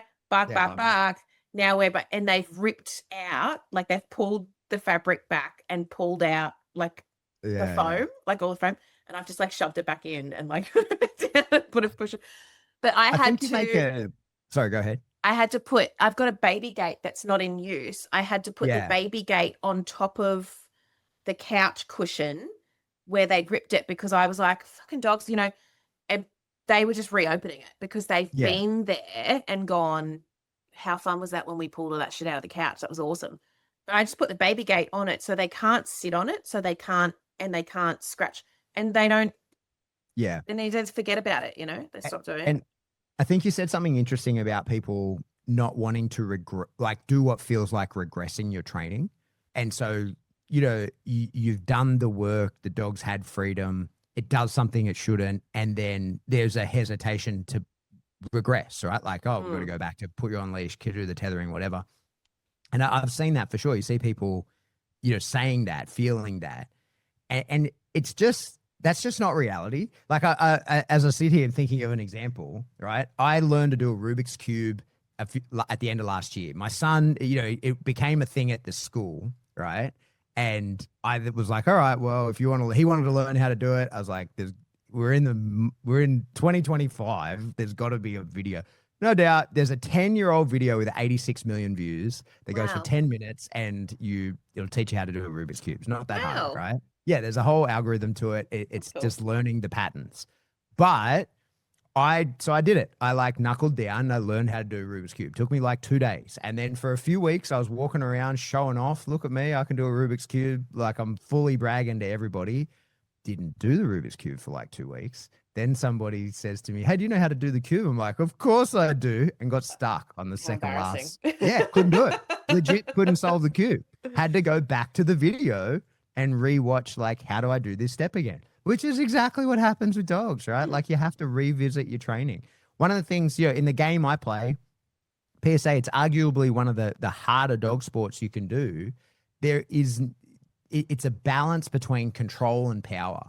And I'm yet to meet anybody who maintains that perfect balance. You're constantly like going, okay, like my dog has to do all these very difficult tasks very precisely in the presence of the decoy, the thing he wants to bite.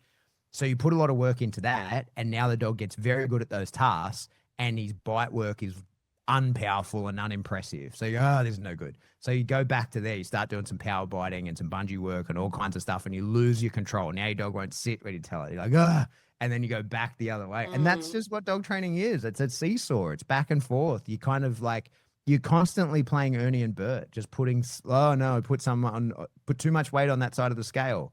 Now I got to put some on the other side. Oh, it went the other way. Got to go back the other way. And that's what dog training is. Like, you're just constantly fluttering back and forth in that way until you eventually find the level. And that, with some dogs is soon. And with some dogs, they're 3, 4, 5 before you find that level. Right. And that's just reality. Yeah. Staffy matured way faster than my livestock guardian dog. She's a buffet. She's just a buffet. Like every they're an situation, adolescent till they're 3. Literally every situation she looks at, she's like, let's play. Like, let's play with this situation. She just needs so much play, which is fine. I like playing with her and that's all good, but it causes problems for her. So I think that what you said just now, I think our teams and our trainee teams could conceptualize that as when we're trying to raise a therapy dog or train a therapy dog, we're always balancing between how much liberty and how much, I will just say liberty because I can't think of another word, but how much liberty to give them versus how much control to have in the scenarios. Because we want, when I'm saying liberty, what I mean is basically engagement. How much engagement do we want give the dogs, encourage the dogs to have, because that's our key thing, is that the dogs are engaging the clients, students, whatever. That's the main thing. If the dog's not engaging the people, just take it home. So we want engagement. And we've talked about this heaps of times. I've squashed Nala's engagement at the clinic accidentally when she was a puppy by asking for too much control, impulse control, don't be annoying. And then with Penny, she was never going to be a therapy dog, but we just went the totally opposite way and did like you were saying before, develop the dog for 12 months, done a little bit of what does sit mean. She doesn't, like any other dog, you say sit and she just will do guessing. She's probably guessing what that means, but her engagement is so much better, but her control's not there yet. But we've started to put the control in on that dog now, who's about 18 months. Started to put the control in on that dog now, and you can see that she's getting to that maturity level where it's a lot easier for her. Whereas young Staffy, pre-12 months, 13, 14 months, she's just out of control. She's just, so I just use the lead. I just use the lead and don't let her do shit. I didn't, whereas with Nala, I was like, all right, bitch, you're 8 weeks old. Behave yourself, and do your job and behave yourself. And it was very different. She's a different type of dog, but I regret that. I regret that now. I wish that I didn't, because she's totally different, Nala, at the clinic. It's very hard for me to bring her up. Whereas at home and any other environment, I can bring her up really easily, but it's like I've capped her in that environment because she was raised as well, you just don't do that here. Because when puppies go up, they're out of control. Young adolescent dogs, they come up, they're out of control, So I just kept and that really was through management and environment, really, just keeping her calm. But I should have purposely. Yeah, perhaps. Yeah. But you know what? The good news is every dog is just practice for the next one. That's right. And I do feel that push and pull. I actually feel it with Kiki. And I was thinking about that today because I'm making some wild choices in my personal life about managing my dogs. I've taken her out in the paddock in the mornings just on her e-collar. Yeah. And this morning I nearly walked out there, not even holding a lead. And I stopped myself and went, stop. Yeah, you're not there yet. Walk back and go and get it, because I remembered that when things do go pear-shaped, you can't walk her with the collar very easily. If she gets upset or whatever, she will plant her feet. It's very hard. And in a normal situation, normal life, you can. Even though she doesn't want to be led somewhere, you can. We have a way that we talk about it and, we discuss it and then off we go. But once she's upset, it's high conflict. Like the other day she got in trouble and I was disappointed, and she's very, very sensitive to that. So she was not happy, and I made her come here and I collar grabbed her, and she went into a puddle of, I want to get away from this. Like, I just want to get out of here. And she's like trying to mouth me on that. And then she's trying to throw herself on the ground. And then she's jumping up and like got her feet on me. And I was like, there's a full meltdown, like fully very upset about the fact that I was so upset with her. She was playing with a chicken that had stopped playing back. It was still alive. She was playing with it. But anyway, I had to go. My partner, he was luckily there, go get me a lead, because I didn't want to just let her go, because I was like, no, like this is not. Yeah. But I needed to get to the chicken. Anyway, so point being, giving her some responsibility, just get my collar on at the paddock. I was like, no, stop, Sam, go back and get a lead, walk back, get a lead, go back just in case, I've got to get the situation back under control. And so anyway, she's leveling up a little bit in the mornings, because I got all these roosters, because I know we got to go soon, but I've got all these roosters because I got all these chickens, and then I was getting rid of the roosters, and then I was like, what I could do is put just a little rooster house down the bottom of my paddock and put all the roosters down there, and then they'll just be like free, wild, like free. Bachelor pad. Yeah, bachelor pad. Like, they'll just live down there and they'll be happy, and they'll scratch my horse poo around and fertilize and all that sort of stuff. I got the idea of someone else. Anyway, the system is new, so it still needs a lot of work. I'm having to go down all the way down there and serve the roosters at the moment, because if I don't, they run back up the hill and come back up and join everyone else. And I'm like, if I'm not down there by a certain time in the afternoon to like give them some food and they are running up the hill. So I'll like look out and they'll be running up the hill, and I have to run out and like run down the hill, and then they chase me down the hill. Anyway, Kiki's coming and doing a little bit of that with me in the mornings. But if I feed the horses up the top of the hill, then me and her can go down on the e-collar. She's enjoying a little bit of freedom. She's a very good girl, been a very good girl listening to me. But I think she knows. I think she's collar wise. I think she knows she's wearing it. Sure. Which is fine. Whatever. For us, for our context, I don't care. But the horses are trying to chase her. Oh, really?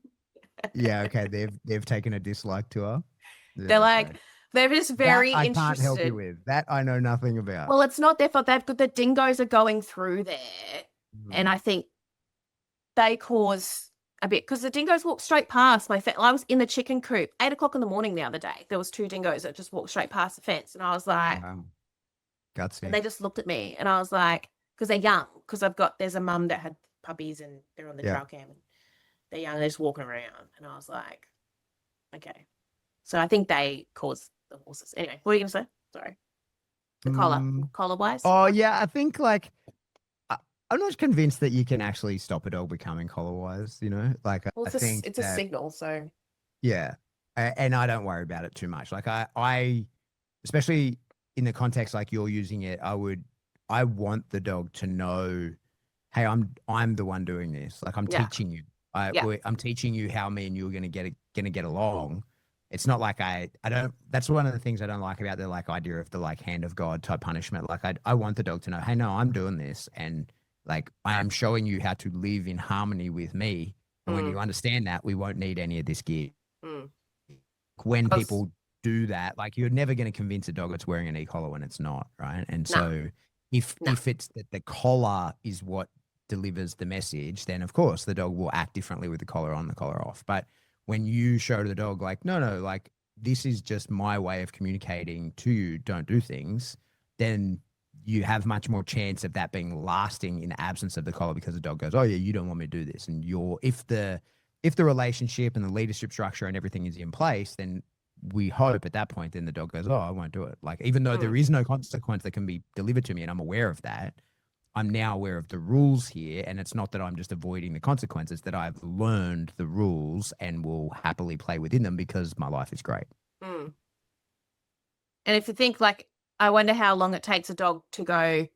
So say, because my problem is, for people that don't know the context, she fence runs with the horses, and she has gotten away from me in the paddock before when she was on lead and got away from me and chased a horse, and Fern, my brother, absolutely kicked her in the head. And I thought everyone was going to die. And then Kiki got kicked in the head. Perfect shot from Fern. Clocked her straight in the skull and sent the dog like rolling enough that I was able to get, because I had a long line, I was able to get to the lead in time. But I thought the horses were going to die. I thought the dogs were going to, I thought everyone was going to die. It's very traumatic. Anyway. And she had a long line on and an e-collar, but I didn't have I had no contact on the collar, which I didn't know. But obviously didn't know that at the time.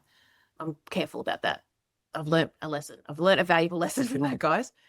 So it is a big deal. Like so she was chasing the horses. So basically, so it's problematic for her to be out there, if the horses aren't running, she doesn't chase them. Like she totally ignore them. Like she knows that they're our horses. Like she's fine with them. Like it's just if they run, she just gets too excited. I wonder how many steps, like if she sees the horses run and then she goes, like it must go ding, like chase them. But does she have time to go ding? Oh, is my collar on? And then make a decision from there. But all I've ever asked for her is like, can you just not immediately chase just think about it for 2 seconds. You don't need to be chasing them. Maybe was that enough time then for her, if she has to think about whether or not the collar's on, is that enough time for her then to go, I probably don't even need to chase them anyway? Because then she had her collar on. The horses, I feed them and then they run back down the hill to the dam, right? We were already back in the house yard this morning. She still had collar on because I was just doing stuff. And they ran back down the hill, and that's normally something that she would get excited by, is seeing them running. The backstory to this, I think the dingoes go through and piss the horses off, and the horses chase the dingoes, whatever, and Kiki's losing her fucking mind. I bet the horse is running around with the dingoes in the paddock at night. So she just watched them. She just looked at them run down the hill. And I was like, she's getting so much better at that, Yeah, and like what you're doing is going from a classical situation to an operant one, where like her classical response, as in what just fires, like the reflex, is they run, I chase, and you're then looking to interrupt that with an operant response where she goes, they run, I make a choice about how I want to react to that. Yeah. I choose not to, right? I choose to, like, usually when we end up putting an aversive consequence, something like that, the dog ends up choosing to re-engage with you. So like the choice then becomes, they run, the reflex fires. You'll see a dog then for quite a while will kind of like almost stutter. Like there's that like jolt of like, oh, I'm going to go. And then like, oh no, I'm not. The operancy kicks in over the reflex, and then the dog goes, okay, like what should I do in this moment? And then the goal, and through training, is ultimately that we go back to classical, where the horse runs and she, without thinking, goes to you or whatever it is that should put into motion and trigger. And that's like what it kind of looked like. Not far from that, yeah. That's what it kind of looked like this morning when she was like, because she's standing in the driveway at the front gate looking at something else. I don't know what she was looking at. And the horses ran down and she sort of just looked at them. And I was like, that's interesting. And I thought, I wonder if that's because I've taken her out there this morning. And she's had a look around out there. Could be.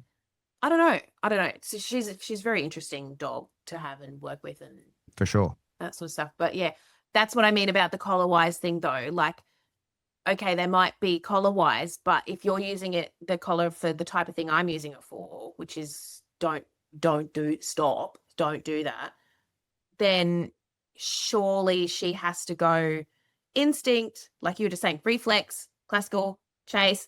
Oh, hang on. Have I got the collar on? Yeah. No. Fuck yeah, green light. Like, yeah. Or have I got the collar on? Yes. Damn it, red light. Like, because and that's the operancy, and you're looking to get through that via consistency back to classical with a new response. So that's sort of the process, right? Like, but it would be good, even like in the collar wiseness though, part of it, isn't it even good then just to go stop, and Yeah, think. yeah, totally. Well, that's what I mean. That's you know what the I mean? operant part. Yeah. So, and then you go eventually you get through that, and then you end up back classical with a new response. So the horses run, and she goes, I know exactly what to do. It's whatever you've taught her. And there's no choices getting made at that point. It just means like, oh, that means this every time. Yeah. Interesting stuff. Thanks so much, Pat, for sharing all of your wisdom and knowledge with us. And thanks for starting the school, because I actually hadn't thought about very much, because I still use Facebook Messenger, but I hadn't really thought about my contingency plan for being off social media, but still being a dog person. social. Yeah. Like socially a dog person, especially we do everything online, most stuff online. So I appreciate you creating a safe space to so I can still. It's not entirely safe. It truly, the goal is I really want to educate people in how to communicate properly about dog stuff. So you will see that I'm in the process of making the onboarding at the moment, but I'm telling people this isn't just a safe space. Don't say dumb things. Don't say fur baby mummy things. This is real dog training. And you can be a fur baby mummy that can talk like real dog training. That's fine. I'm that. I love my dogs, but like a core values or an ethics type kind of thing. Is that what you mean? I think I'm in the process. I'm literally about to record it once we stop, but I'm sort of explaining that if you're asking for something in the forum, if you're asking for advice, this is how you give the relevant information. This is how you don't just say, what do I do? My dog's give the history. It's a name, case. age, breed, history. Give us the info that allows us to answer the question, and don't give us extraneous shit about the way that your dog wears a bow tie. I don't give a fuck. That's got nothing to do with it, right? Let's talk real dog shit and not get bogged down in nonsense. That's the goal. So if you're into that, jump into it. There will be a link in our show notes or whatever it's called. So get around it, guys. At least have a look and go and have a look at the free trial. There's a couple of people in our course that I'm running this week that I'm they would love it. I've spoken to them about it. They're at that. We're really getting quite a few people that are really getting quite excited and interested in learning this stuff, and understanding it and knowing it. If you already know that you're that person and you've been thinking about Pat's bigger course, I know a couple of you have gone in there, which is cool. You won't regret that. So that's all still available on the Serious Dog Business website. We've got links. We'll put links to all of it. We'll sort all that out for everybody. And make sure you listen to the Canine Paradigm, which is Pat and Glenn's podcast. That's heaps of episodes that you can go back there, and I would say listen backwards from the most recent one to then the two most recent. Do you know what I mean? Don't go back to episode 1, I don't think, and work your way forwards, because Pat, you'll acknowledge that what you know and understand and say about dog training can change over it's the original episodes are 8 years ago. 8 years. I feel so sorry for the people who that's what I think most people do, right? Is they listen to say 10 or so episodes and then go back to number one. That's what I do with the podcast. Then they'll be working their way through sequentially, and then a new one will come out and they'll listen to that, and then they go back. And I get people reaching out to me all the time who are in that process, and I apologize to them profusely every time, because I'm I could not imagine listening to hundreds of hours of myself talking about dogs, and to hear me to hear 8, because most people kind of knock it out in about 3 months, right? So to hear 8 years of me flip-flopping on various things and saying someone's wonderful and then a piece of shit, to hear me to compress 8 years of my life into 3 months would be torture. I apologize to everybody that's doing that, but they seem to have a good time when they do it. Well, and you can't just take it's not, that's not a bad thing. I know you know that. I know you know that, but you also can't just go through and take shit down either. It's there, it's in the archives. It's evolution. That's right. Sure. Exactly. We've probably got stuff like that too, where you put things on the internet and then you change your mind. That's fine. It's okay to do that. So, but I just think maybe go backwards. Yeah, I agree. I agree. That's how I would do it if you want to get some good info, like, because you're working on it now, So I think if you went back to number 1 and just listened that way, you go and following Pat's bad advice for a while for a couple of months before you catch up. No. All right. Thank you, Pat. My pleasure. Thank you. See ya. Thanks for listening to the podcast.